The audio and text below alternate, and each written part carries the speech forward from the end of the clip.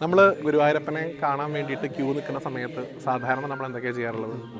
പൊതുവിൽ നാമം ജപിക്കുന്ന ആൾക്കാരുണ്ട്, ഇപ്പോൾ ഗീതയോ നാരായണിയോ ഒക്കെ വായിക്കുന്ന ആൾക്കാരുണ്ട്, ചില ആൾക്കാർ വെറുതെ അങ്ങോട്ടും ഇങ്ങോട്ടും സംസാരിച്ചുകൊണ്ടിരിക്കുന്ന ആൾക്കാരുണ്ട്.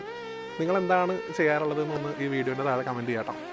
എന്തായാലും നിങ്ങളാരും തന്നെ നിരാശപ്പെടുത്താത്ത നല്ലൊരു തീരുമാനം ഗുരുവായൂർ ദേവസ്വം എടുത്തിട്ടുണ്ട്. ഇങ്ങനെ വെറുതെ നിൽക്കുന്ന ആൾക്കാർക്ക് ഭഗവാന്റെ പാട്ടുകൾ കേട്ടുകൊണ്ട് ഇനി മുതൽ ഗുരുവായൂർ ക്യൂ നിൽക്കാം. നമ്മുടെ ക്യൂ കോംപ്ലക്സിലൊക്കെ തന്നെ കുഞ്ഞു കുഞ്ഞു സ്പീക്കേഴ്സ് ദേവസ്വം ഇംപ്ലിമെൻ്റ് ചെയ്തിട്ടുണ്ട്. അപ്പോൾ ക്യൂ നിൽക്കുമ്പോഴൊക്കെ ഗുരുവായൂരപ്പൻ്റെ ഭക്തി ഗാനങ്ങൾ ആ ഒരു സ്പീക്കറിൻ്റെ കൂടെ നമുക്ക് കേൾക്കാം.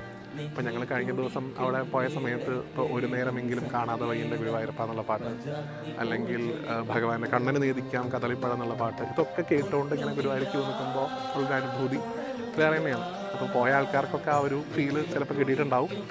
ഗുരുവായൂർ ദേവസ്വത്തിലുള്ള ആൾക്കാരുള്ള ഒരു അഭ്യർത്ഥന, പറ്റുമെങ്കിൽ നമുക്ക് നന്ദഗോവിന്ദം പാടിയിട്ടുള്ള പാട്ടുകളൊക്കെ ഇനി സ്പീക്കറിൽ കൂടെ ഗുരുവായൂർക്ക് നിൽക്കുമ്പോൾ കേൾക്കാൻ പറ്റുമെങ്കിൽ എനിക്ക് തോന്നുന്നു കുറേ ആൾക്കാർക്ക് കുറച്ചുകൂടെയൊക്കെ ഇഷ്ടമാകും. അപ്പോൾ അതുകൂടെയൊക്കെ പ്ലേ ചെയ്യുക. ഇനി ഓൾറെഡി പ്ലേ ചെയ്യുന്നുണ്ടോ എനിക്കറിയില്ല. എന്തായാലും അത് വളരെ നല്ലൊരു തീരുമാനമാണ്. അതെടുത്തിട്ടുള്ള ഗുരുവായൂർ ദേവസ്ഥത്തിന് എല്ലാ തരത്തിലുള്ള ഗുരുവായൂരപ്പന് അനുഗ്രഹം ഉണ്ടാവട്ടെ എന്ന് പ്രാർത്ഥിക്കുന്നു. അതെല്ലാവരും പരമാവധി ആ ഒരു സൗകര്യം ഉപയോഗപ്പെടുത്തുക. പാട്ടൊക്കെ കേട്ട് ഗുരുവായൂരപ്പനെ മാത്രം മനസ്സിൽ ധ്യാനിച്ചുകൊണ്ട് അമ്പലത്തിനകത്തേക്ക് പോവുക. ഗുരുവായൂരപ്പനെ അനുഗ്രഹിക്കട്ടെ.